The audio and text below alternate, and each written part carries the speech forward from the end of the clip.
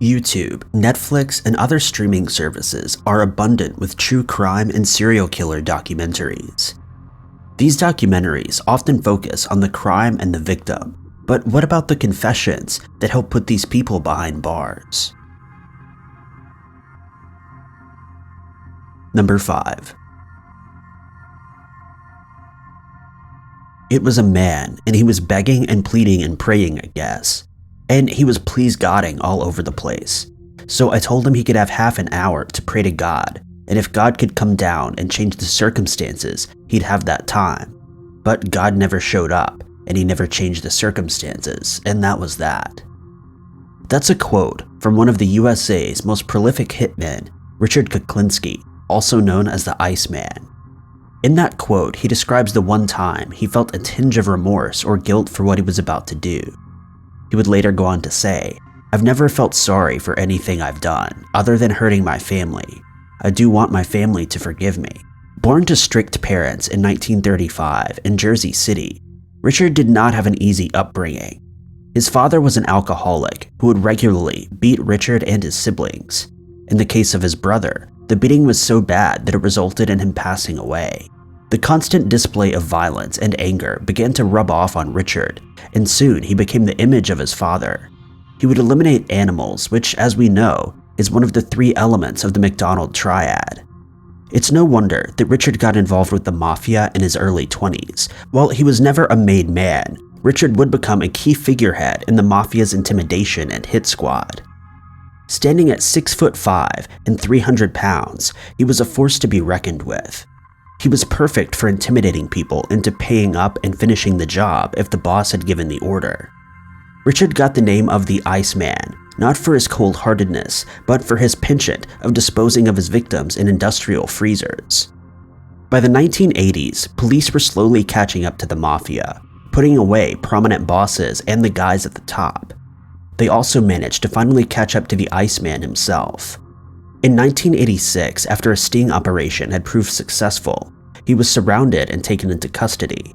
In the eyes of the law, Richard had only ever been charged with 5 lives and was found guilty for 4 of those, but he claims to have been responsible for the elimination of over 3,000 people.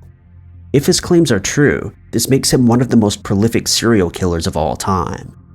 He's been very forthcoming and open about his criminal career. He offered interviews with anyone who would listen, and he's the subject of various documentaries in which he openly discusses his crimes. Number 4.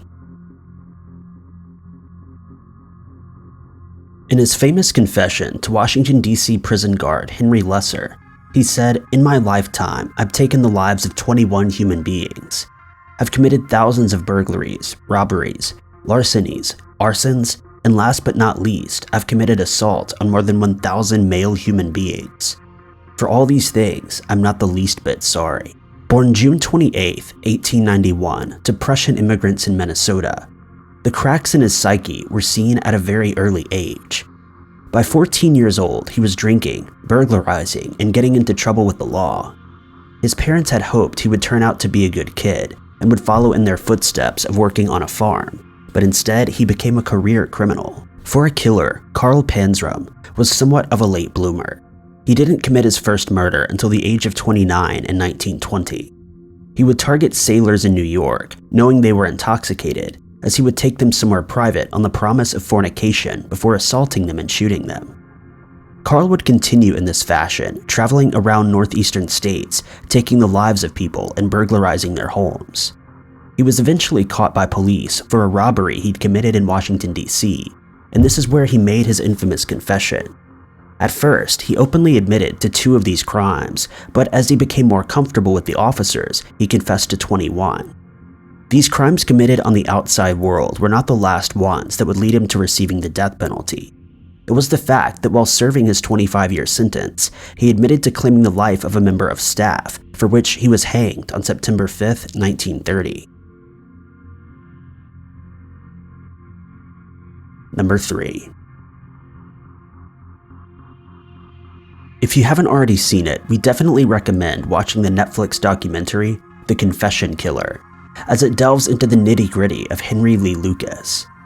In the 1980s, Henry Lee Lucas made a startling confession that he was responsible for taking the lives of 600 people throughout Texas and beyond.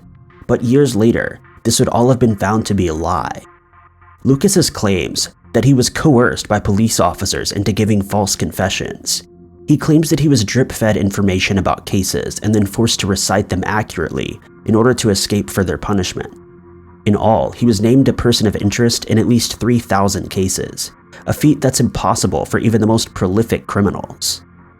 Police were able to take advantage of Lucas's low IQ and other mental health issues arising from his horrible childhood.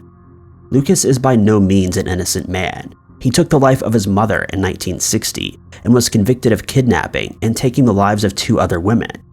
He gleefully told police during his imprisonment for the second lot of slaughters, quote, "And I got at least 100 more out there." Police preyed on the fact that Lucas was eager to please them and had a low IQ, making him easily exploitable. Couple that with a lack of proper legal counsel, and soon he was receiving special treatment in exchange for confessions to crimes he could not have possibly been involved in. He was implicated in the Orange Sox Jane Doe, who was identified in 2019 as Deborah Jackson of Abilene, Texas. Lucas could not have committed this crime as he wasn't near her at the time, but regardless, he was attributed but never charged for the crime. The scariest part of Lucas's confessions is not the confessions themselves, but the fact that the police were able to bully and manipulate him into making them. While Lucas confessed to being responsible for these murders, the real killers are still out there somewhere, evading justice and leaving families without answers. Number 2. Labeled by the FBI as the USA's most prolific serial criminal, Samuel Little has made headlines around the world since his capture in 2012. Little told New York Magazine, quote, "I live in my mind now, with my babies or victims. In my drawings, the only things I was ever good at was drawing and fighting." When he was captured by police in 2012 for taking the lives of 3 California women, he at first protested his innocence. But as time went by, he realized he was serving a life sentence with no parole, so he began to sing like a canary. Over the course of 700 hours, Little and police painstakingly dredged through every detail that he could remember. In all, he claimed to have taken the lives of 93 people between 1970 and 2005 in 19 different US states. In one interview describing the case of a woman whose name he did not know, he said, quote, "I grabbed her by the legs and pulled her to the water. That's the only one I ever killed by drowning. I left her with her head still in the water, half of her body underwater and the thighs and legs on the bank." Little was able to get away with this spree for so long as he targeted those he believed police wouldn't put a lot of resources into. He was able to provide police with at least 93 victims alongside sketches and approximate ages. Police have been able to link these sketches to cold case files, while others simply remain as does. Number 1. One of the most chilling confessions comes from the infamous Dennis Rader, also known as BTK. Rader terrorized Wichita, Kansas between 1974 and 1991, taking large cooling-off periods to be with his family. In a 47-minute confession in court, Rader calmly walks through all the crimes he committed in astonishingly accurate detail. He was able to recall the exact addresses, times, and dates that he claimed as victims, and went into further detail about how he did it. When talking about the gruesome plot of the Otero family, he told the court, quote, "I came through the back door, cut the phone lines, waited at the back door, had reservations about even going in or just walking away, but pretty soon the door opened and I was in. I confronted the family, pulled the weapon, confronted Mr. Otero, and asked him to, that I was there to, basically I wanted to get the car. I was hungry, food was wanted, and asked him to lie down in the living room. At that time, I realized it wouldn't be a really good idea, so I finally asked him if he could let the dog out. One of the children let the dog out, and then I moved them all to the bedroom. I tied them up while at gunpoint. I put a plastic bag over Mr. Otero's head, and then some cords and tightened it." Thank you guys so much for watching. If you like this video, be sure to click that like button. Also, don't forget to subscribe and click that notification bell to keep up to date with all of our future uploads. But I've been Ty Knots, and I'll catch you guys in the next video.